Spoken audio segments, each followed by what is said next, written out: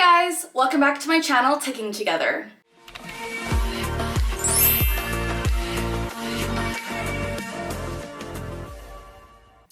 As always, the goal of this channel is to provide education about and to raise awareness as to what it's like living with Tourette Syndrome. It is officially Tourette Syndrome Awareness Month. Woo! That means all month long, starting May 15th to June 15th, I will be posting YouTube shorts on this channel talking about Tourette's and hopefully raising awareness and trying my best to help break the stigma. That being said though, I will still be posting long form content on this channel, so if you're not already subscribed to Ticking Together, please subscribe and ring that notification bell to stay tuned to all of my content here. I would really appreciate that. I post educational content about Tourette's, but also some of my life stories as someone, I got rice, who has lived with Tourette's the majority of their life. And I would love to have you follow along and join the fam. In today's video, we are going to be talking about tic triggers. OMG tic triggers. The last time I made a video talking about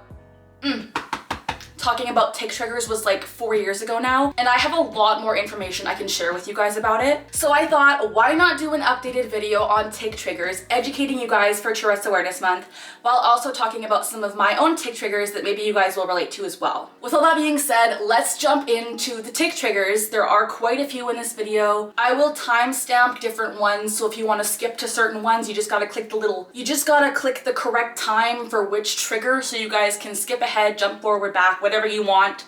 This video is strictly for your guys' education. Without further ado, let's jump into it. I'm sure you guys already know what tics are if you've clicked on this video, but in case you don't know, let me just reiterate. Tics are involuntary movements, sounds, and sometimes even thoughts that people with Tourette syndrome and tic disorders struggle to control. This video is going to be talking about triggers of tics. So what causes my tics to get worse? What triggers them? Starting off with potentially my number one most intense tic trigger is anxiety and stress. Anytime I'm feeling nervous, anxious, stressed, any of those really panicked sensations, my tics get amplified to the extreme. Oftentimes when I'm nervous about driving or going to school or whatever the case may be, if I have a test, my tics will get very much more severe and more amplified because I'm just so nervous, and something in my brain triggers more tics to happen when I'm nervous.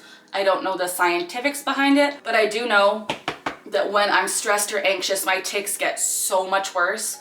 So that's why it's so important to manage your anxiety when you have Tourette's or a tic disorder. Because before my anxiety was managed the way it is now, I would be having tic attacks weekly, if not every few days. I would be ticking so much more than I am now. But I am medicated for my anxiety, and I have been through therapy and different treatments, through deep breathing and meditation and mindfulness.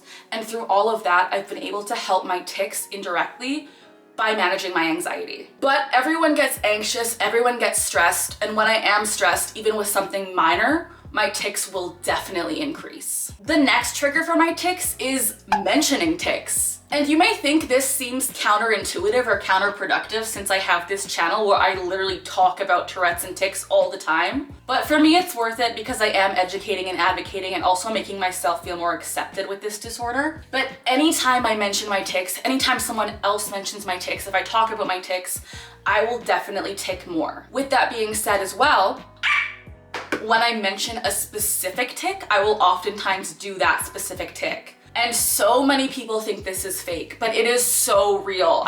I'm telling you, it is so real. When I'm thinking about, for example, my barking tic, 9 times out of 10, that was actually legit. Like, I didn't plan that.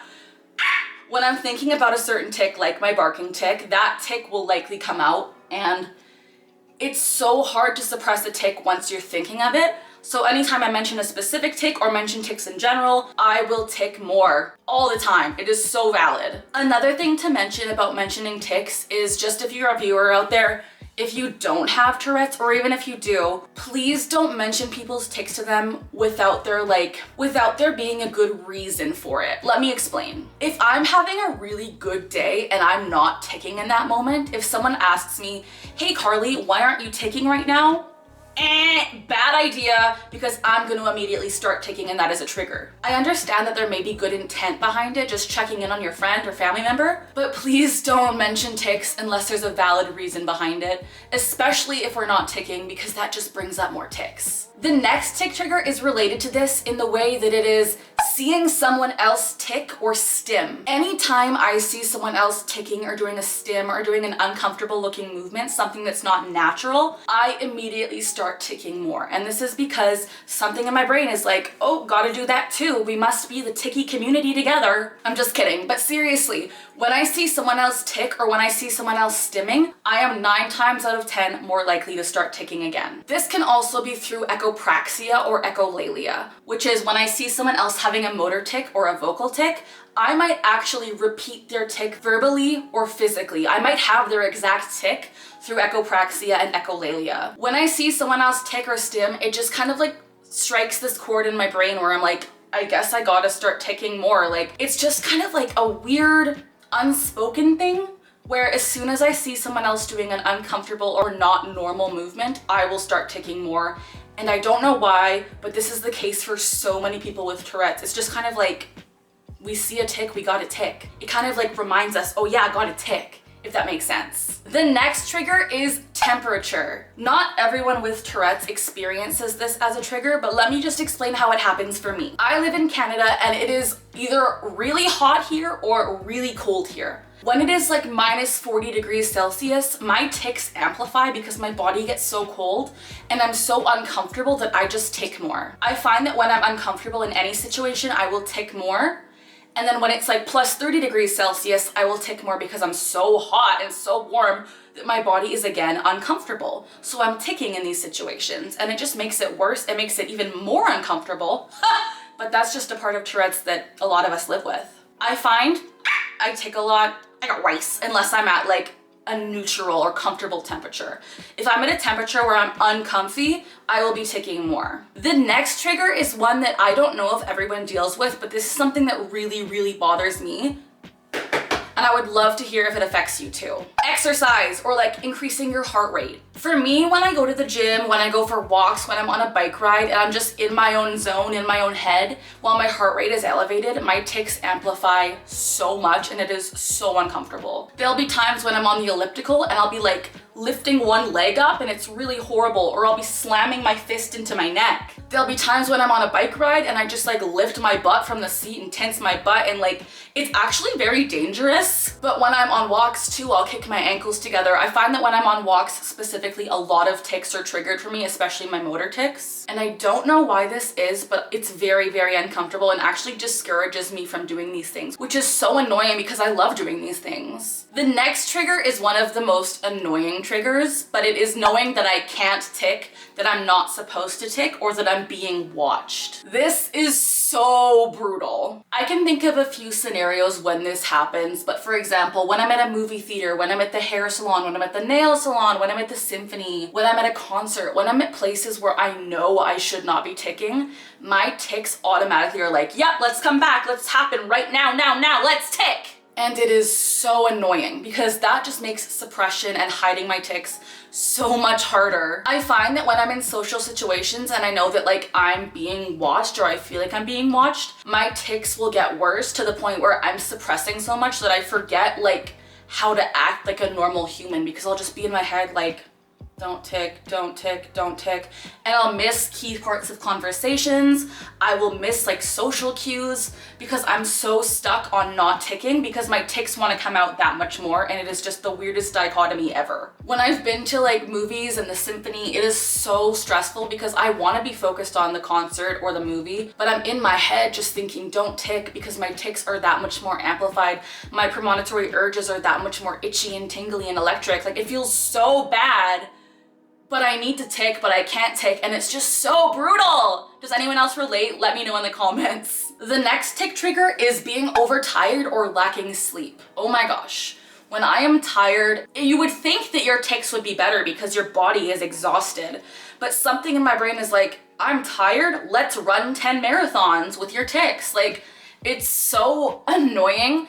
But when I don't get enough sleep or when I'm really, really tired, especially as the day goes on, my tics get worse. They get more severe, more amplified, more extreme, more vocal. It gets really, really annoying, which is why as someone with Tourette's or a tic disorder, it is so important to be getting your crucial rest, because if you're not getting rest, your tics are gonna be worse, and that's awful. Having tics that are worse during the day is debilitating, so it's so important to get adequate rest. The next tic trigger is one of my least favorite tic triggers ever, and that is close contact or like body pressure. Let me explain. I am someone who loves to cuddle. Colton, my boyfriend, is the love of my life, and we love to cuddle together. We love to hug. We love to be close together. But anytime I have someone's body close to me, whether that's like on my arm, on my stomach, wherever, if I feel uncomfortable with the pressure on my body or the close contact on my body, that body part is gonna tic more. It is so annoying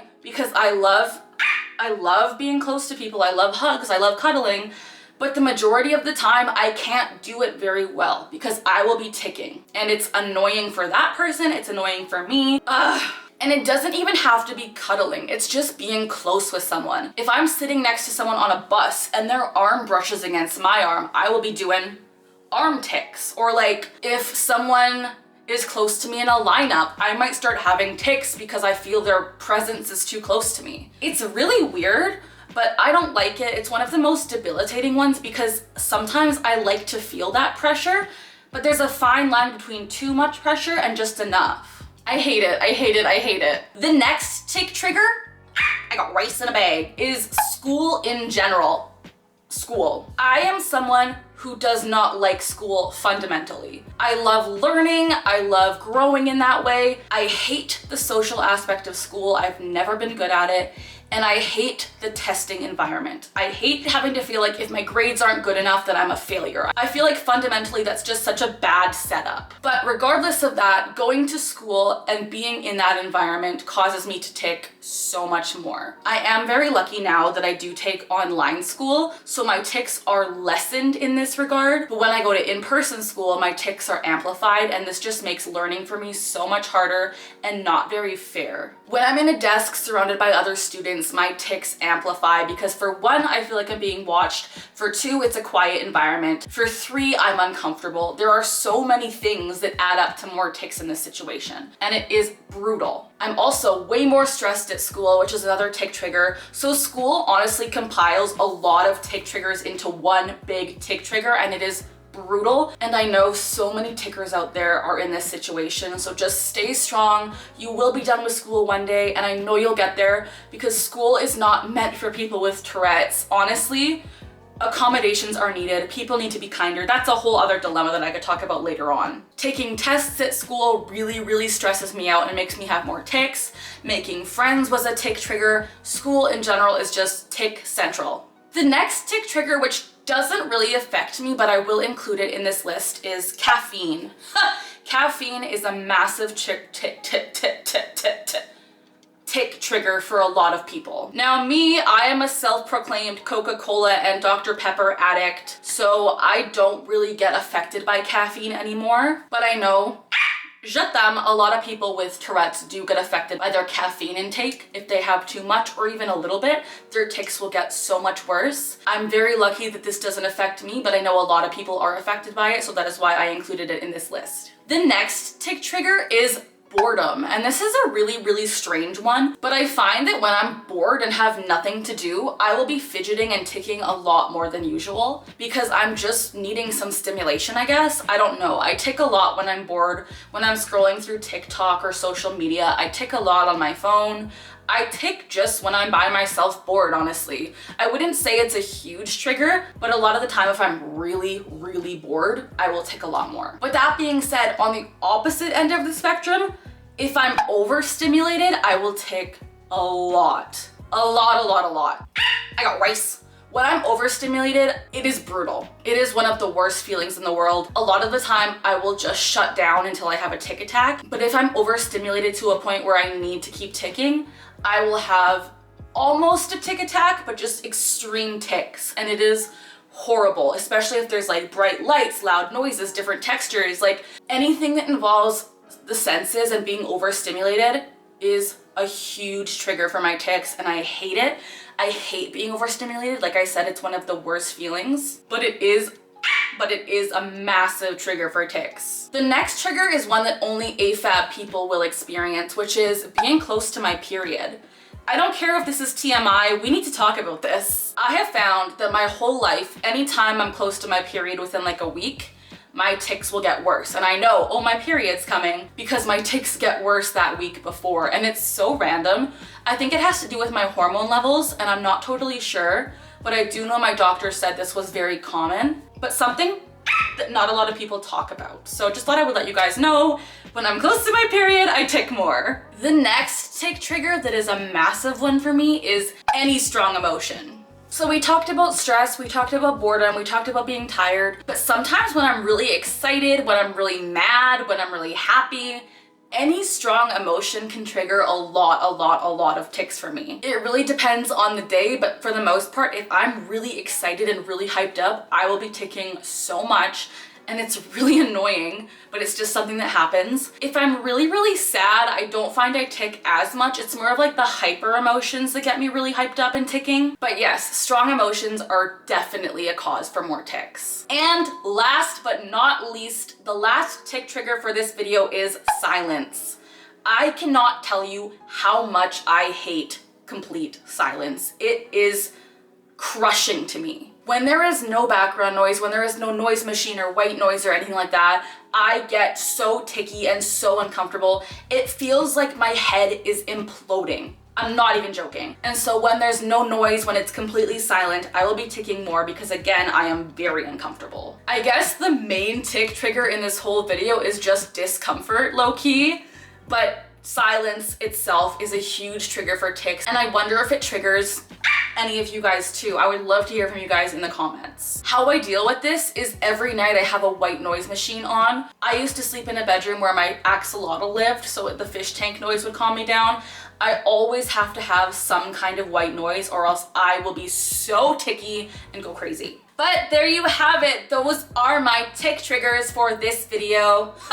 I really hope you guys enjoyed it, and if you relate, I would love to hear from you guys in the comment section, letting me know what some of your tic triggers are. Did I miss any tic triggers? Please let me know. Also, give this video a big thumbs up. I would really appreciate that.